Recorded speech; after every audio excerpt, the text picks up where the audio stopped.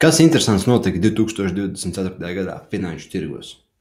Redziet, tie, kas seko līdzi globāliem notikumiem pasaulē, zina to, ka šis gads jau kārtējo gadu pēc kārtas ir bijis pilns ar ārkārtīgi nozīmīgiem notikumiem.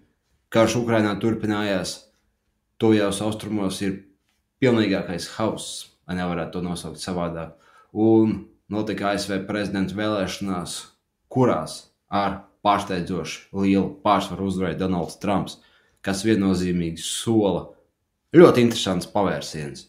Un jautājums ir, ko tieši tas ietekmē finanšu tirgos un uz ko mēs varam cerēt 2025. gadā. Bet, bez liekas liekvārdības, sākam. Tātad, ja mēs skatāmies uz galvenajiem finanšu tirgiem, mēs redzam to, ka pirmkārt daudz iemīļotais bitkoins sasniedz vēsturisks maksimums.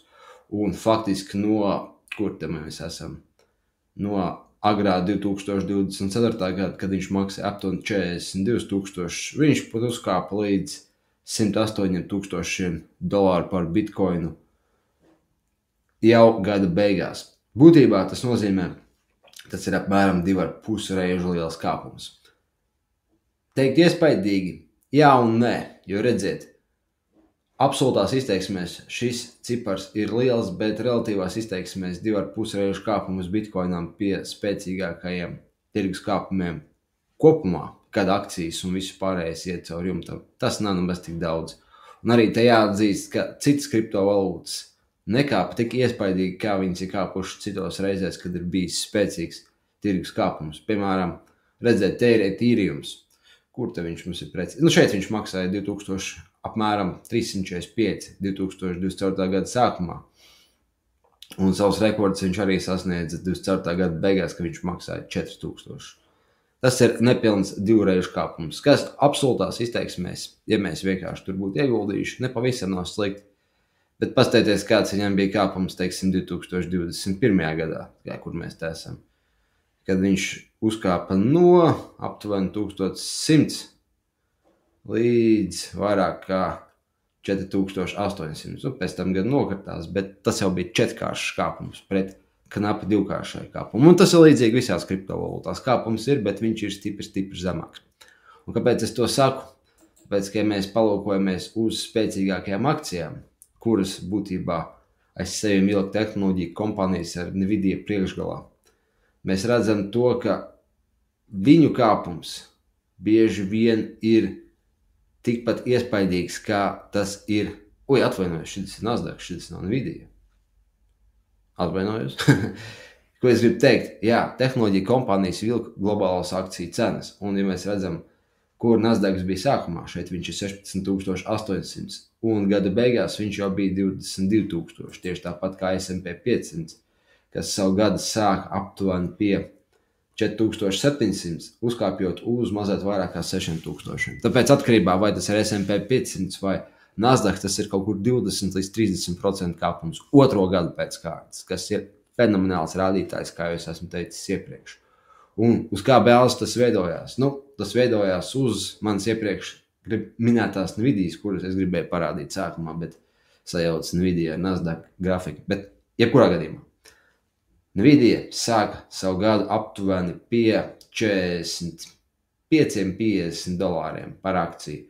Un viņi uzkāpa līdz aptuveni 150 dolāriem par akciju. Kā mēs te to skaitam? 145-150 dolāri par akciju. Tad, respektīvi, vienā no pasaules lielākajām kompānijām bija 3-kāršs kāpums viena gada laikā. Un šis kāpums pārspēja gan Bitcoin, gan Ethereum. Labi, tur laikam, arī Solana viņš pārspēja un dažas citas kriptovalūtas. Kas nozīmē, ko es ar to gribu pateikt, ka lielas multinacionālas kompānijas šajā gadā ir nopelnījušas lielāku kāpumu, lai drīzāk precīzi uzrādījušas lielāku kāpumu nekā lielākās kriptovalūtas.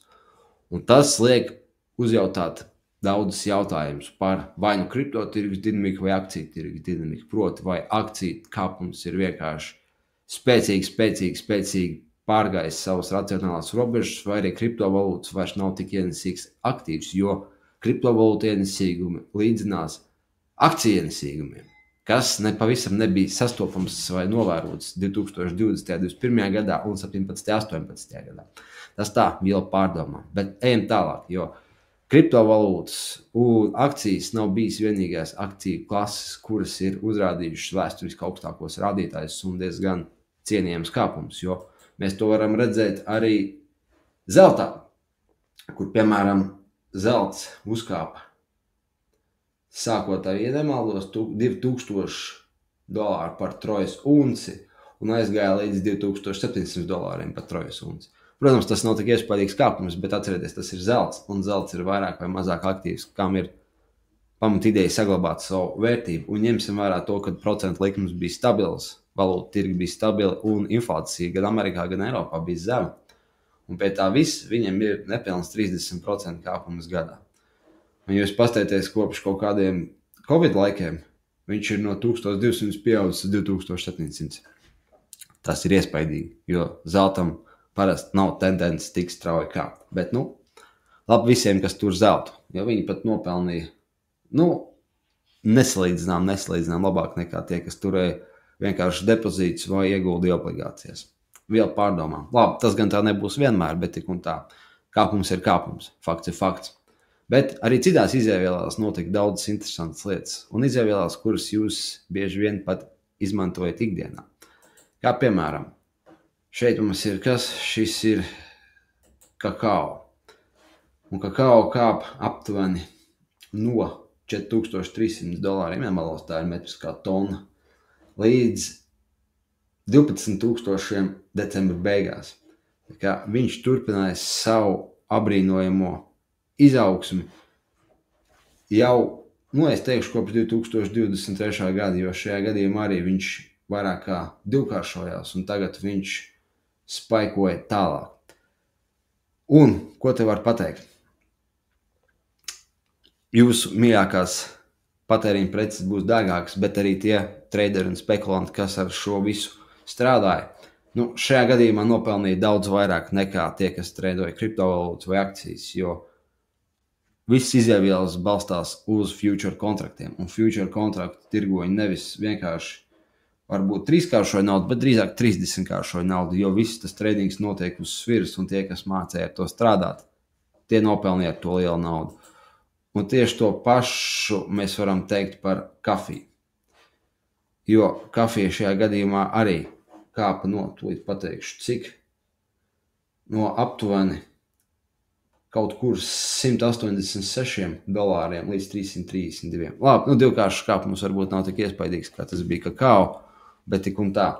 Kāpums ir iespaidīgs, un future traderi un izēvielu traderi šeit nopelnīja ļoti daudz. Un kā mēs arī redzam, šīs vēsturiskās cenas ir diezgan iespaidīgas arī skatoties uz to kopš pēdējiem, ko mēs varam atrast 25 gadus, 25 gadus kopš 90. gada beigas, jo šīm izēvielām patīk stāvēt gadiem uz vietas, piemēram, šeit no 120 līdz 120 kaut kādus 6 gadus, un pēc tam vienā gadā, 24. gadā uzkāp no 150 līdz 300. Tieši tāpat arī notiek ar kakao, kurš neko nedarīja. Faktiski līdz 2022. gadam, pēc tam viņš seškāršojās mazākā 2 gadu laikā. Tā notiek ar izēvielu cenām, tāpēc, ko es gribu teikt tiem, kas aktīvi iegulda un aktīvi skatās finanšu tirgus. Domājiet plašāk, jo redziet, visi ir kaut kā šausmīgi ieklinčojušies un piesūkušies, piemēram, Bitcoinam, tāpēc, ka viņš ir nenoliedzami interesants aktīvs, kuram bija interesants kāpums. Tas ir objektīvs fakts, bet jūs redzēt to, ka lielākās kompānijas šajos gados pelna vairāk nekā lielākās kriptovalūtas, ja mēs salīdzinām lielāko kriptovalūtu Bitcoins un lielāko kriptovalūtu. Es atvainojos lielākās akcijas Nasdaq, kā piemēram tos pats Nvidia vai arī interesantais Tesla stāsts, bet tas cits video.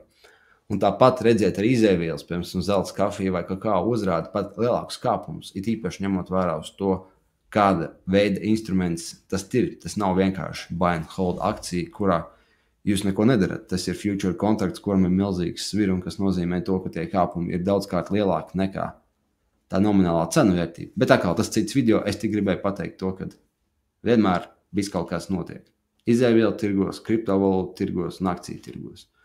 Un ko mēs varam pateikt par nākošo gadu? Es esmu pārliecināts, ka viņš būs svārstīgs.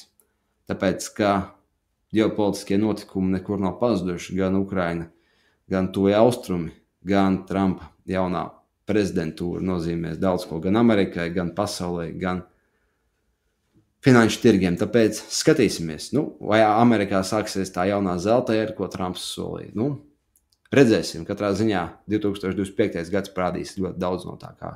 Bet atcerieties, iespējas šeit būs un nopelnīt šeit varēs. Tikai jāskatās plašāk. Neskatieties uz vienu konkrētu akciju vai vienu kriptovalūtu. Skatieties plašāk un iespējas jūs atradīs. Tāpēc skatīsimies rūpīgi, kas notiks un kā uz to var nopelnīt.